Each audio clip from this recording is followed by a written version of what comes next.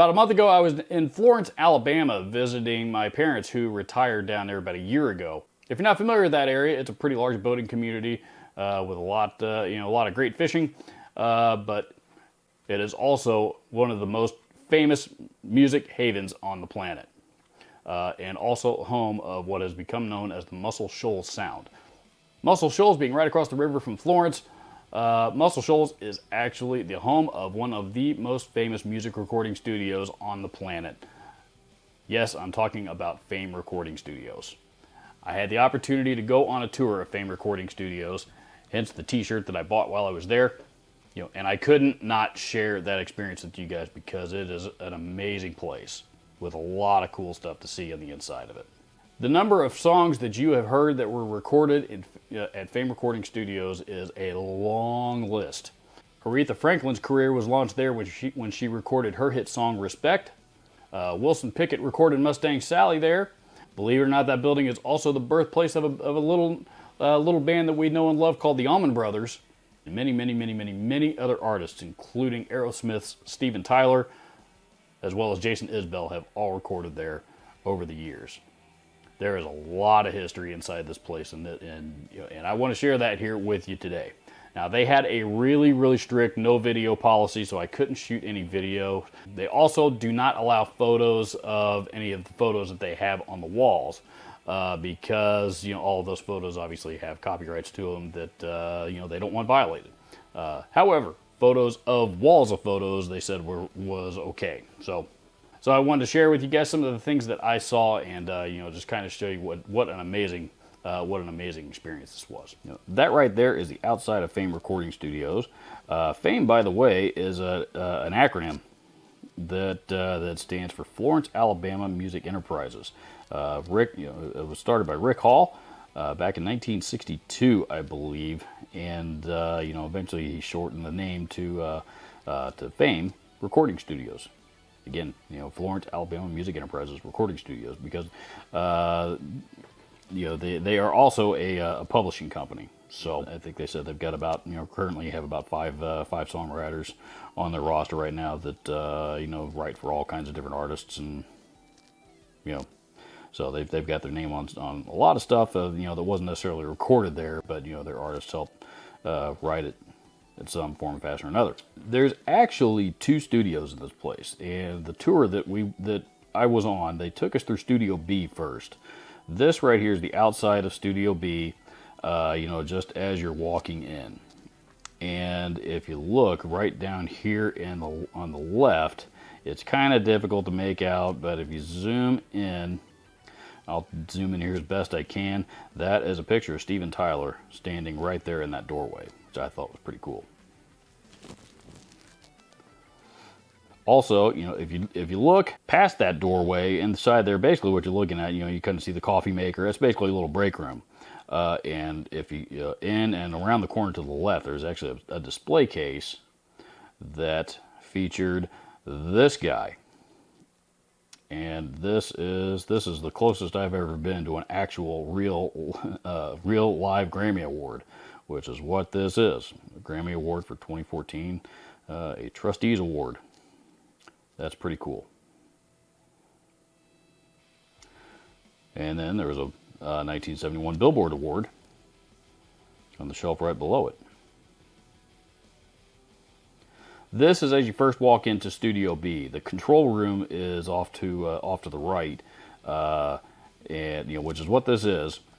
Now that console is pretty significant, because that console recorded the first 2 or 3 Stevie Ray Vaughan albums at Riverside. I believe it's called Riverside Studios in Austin, Texas. Fame acquired that console, I think back in the mid '80s. Mid to late '80s sometime, around then, and they've had it ever since, and that has been a big part of the sound of Fame Recording Studios, Studio B. When I was there, I was looking at it, I was just like, man, I can't, that's the console that Texas Flood was recorded on, pretty amazing. And you can also see they got some, some other pretty cool high-end gear going on in here, as well as some diffusers, and looks like an old studio, which it is. And that's a look out into the studio itself. Studio, the building that we're in, I think Rick, if I remember correctly, I believe Rick Hall purchased it, for like $1,000 in in 1962. And this particular part of the building that is now Studio B, I think that was added on in 1967. So the two studios inside, they do have different sonic personalities, if you will, for lack of a better description. That's a that's a JMP, old JMP of some kind. That cool little Marshall. Don't think I'd run across one of those before. This is a drum kit that they had set up in Studio B.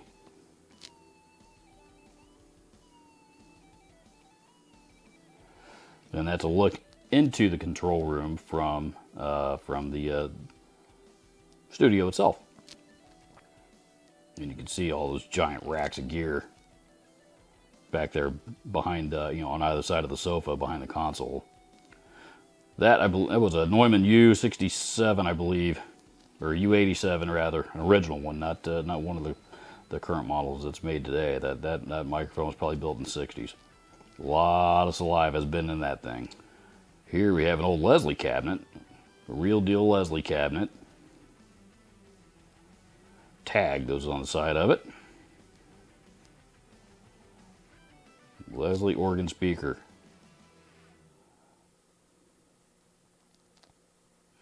All right, now this is in Studio A, and this is an old, I think it's a C9 piano, and you can see they got it mic'd up. I think this one they also acquired back in the 70s.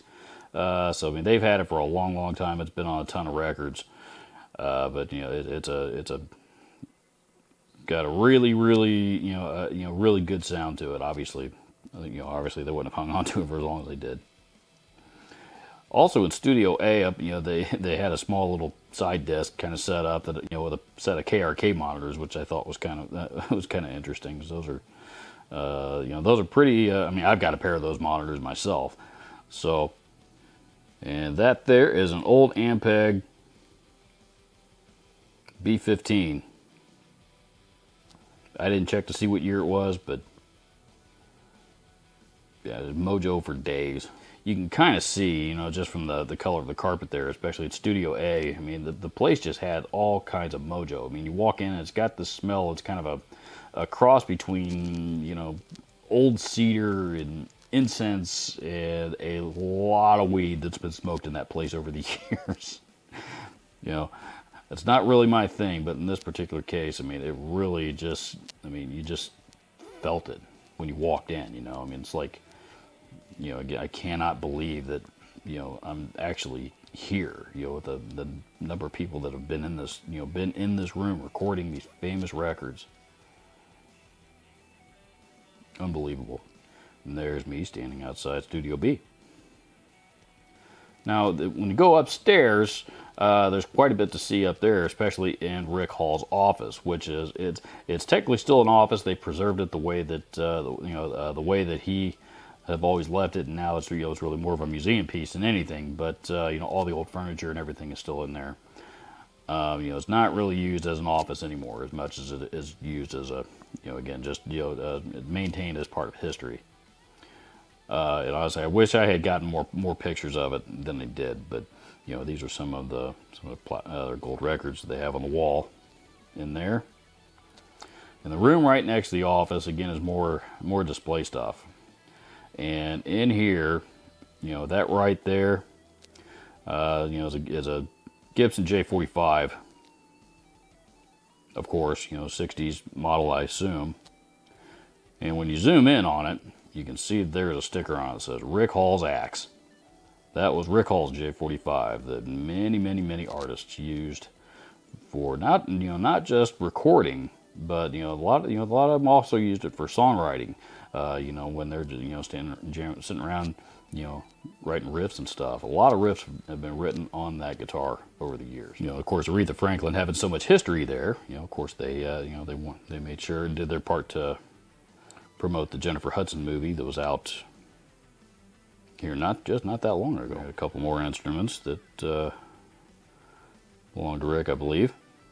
That Apollo piano, you know, also has a, you know, I can only imagine the people who sat down to play that piano and record records, and apparently also drink some, you know, drink some wine, take and do some shots.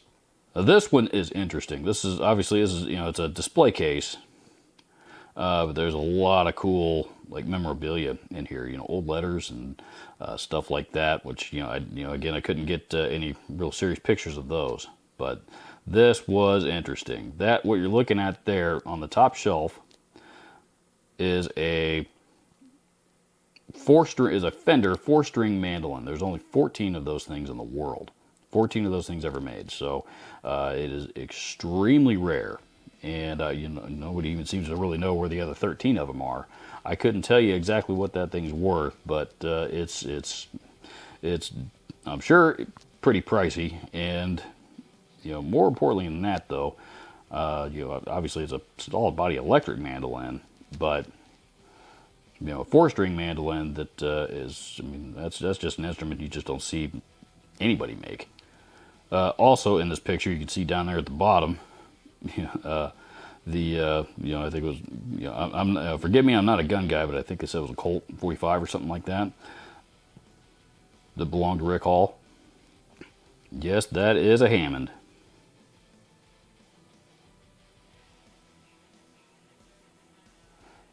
That is the outside of Rick's office. Sign on the door. And one last thing that I would like to point out is, you know, if you follow my channel for a while, you know that I've always credited James Hetfield as you know, as being my biggest inspiration to want to learn to play guitar. You know, but the truth is, before James Hetfield, you know, the guy that inspired me more than anybody was that guy right there. You know, he played guitar growing up, and I wanted to be just like him. You know, so I hope you enjoyed this video. It was really an amazing experience for me. Again, I can't think of any other way to describe that place other than hallowed ground. You know, Florence, Alabama is only about 2.5 hours or so outside of Nashville, Tennessee. And, you know, there's a lot of that same culture in, you know, Florence, Muscle Shoals area as there is in Nashville. It's kind of like a smaller Nashville. It's a pretty neat place. I encourage you, especially if you love the history of this business, it's definitely worth the trip, and it's definitely worth the time to go take a tour. You know, tour took probably about 1.5 hours or so. There's another larger channel on YouTube called Record Like a Pro, and he actually did a two-part video, a two-part video series on, you know, he actually got to shoot video on that tour. I'll make sure and link that channel's videos down in the description, because, you know, you got to see a lot more of what I saw in that video. So, thank you so much for watching. Adios.